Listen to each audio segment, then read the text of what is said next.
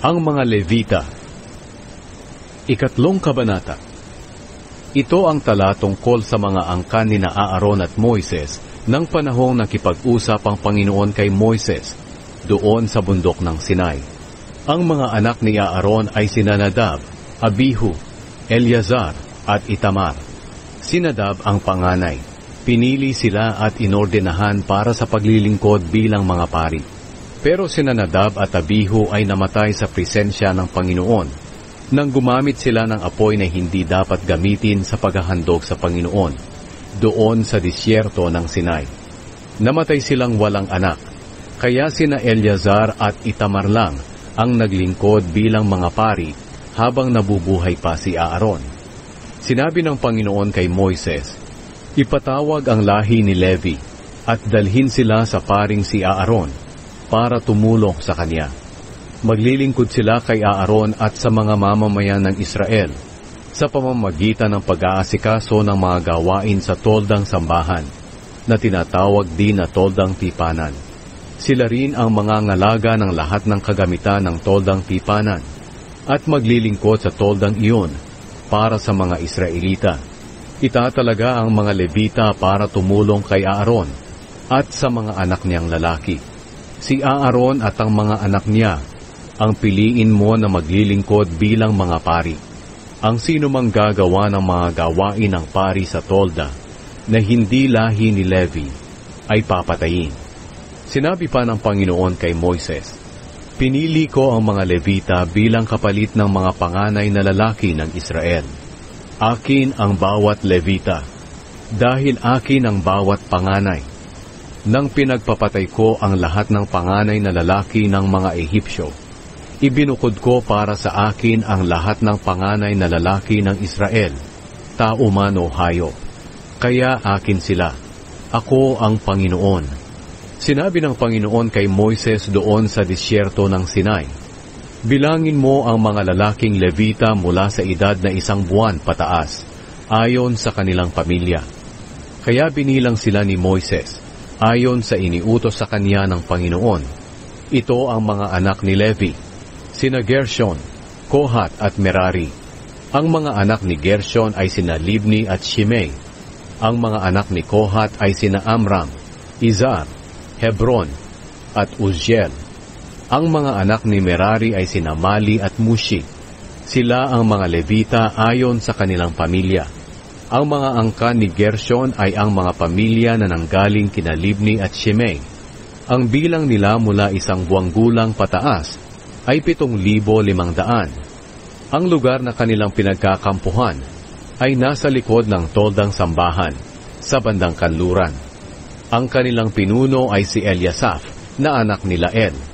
Sila ang binigyan ng responsibilidad sa pag-aasikaso ng mga kagamitang ito sa toldang tipanan: ang mga pantaklob, ang kurtina ng pintuan ng tolda, ang mga kurtina ng bakuran na nakapalibot sa tolda at sa altar, pati ang kurtina ng pintuan ng bakuran, at ang mga tali.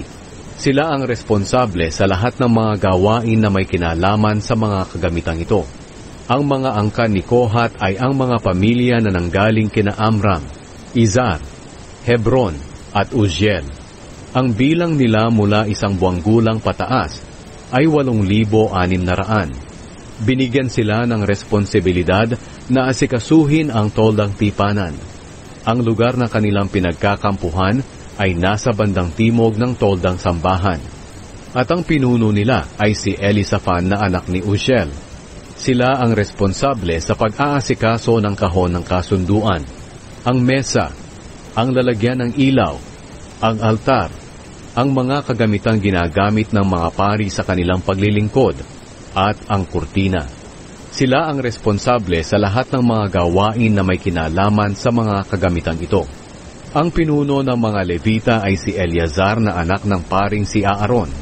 Siya ang pinili na mamahala sa mga binigyan ng responsibilidad sa pag-aasikaso ng tolda. Ang mga angkan ni Merari ay ang mga pamilya na nanggaling kina Mali at Mushi. Ang bilang nila mula 1 buwang gulang pataas ay 6,200. Ang kanilang pinuno ay si Zuriel na anak ni Abihail. Nasa bandang hilaga ng toldang sambahan ang lugar na kanilang pinagkakampuhan. Sila ang binigyan ng responsibilidad sa pag-aasikaso ng mga balangkas ng tolda, ng mga biga nito, ng mga haligi at mga pundasyon. Sila ang responsable sa lahat ng mga gawain na may kinalaman sa mga kagamitang ito. Sila rin ang binigyan ng responsibilidad sa pag-aasikaso ng mga haligi na pinagkakabitan ng mga kurtina ng bakuran na nakapalibot sa tolda, pati ang mga pundasyon, mga tulos at mga tali. Ang lugar na pinagkakampuhan ni Moises at Aaron at ng mga anak niya ay nasa harapan ng toldang sambahan sa bandang silangan. Sila ang binigyan ng responsibilidad para pamahalaan ang mga gawain sa tolda para sa mga Israelita. Ang sinumang gagawa ng mga gawain ng pari sa tolda na hindi lahi ni Levi ay papatayin. Ang kabuuang bilang ng mga lalaki na Levita mula 1 buwang gulang pataas ay 22,000 lahat. Sina Moises at Aaron ang bumilang sa kanila, ayon sa iniutos ng Panginoon sa kanila. Sinabi ng Panginoon kay Moises, "Bilangin mo at ilista ang mga pangalan ng lahat ng panganay na lalaki ng mga Israelita, mula sa edad na 1 buwan pataas.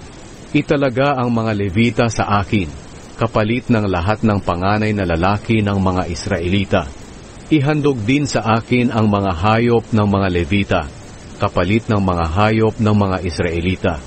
Ako ang Panginoon."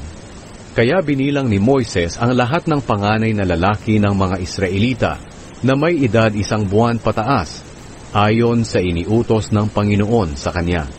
Ang bilang nila ay 22,273.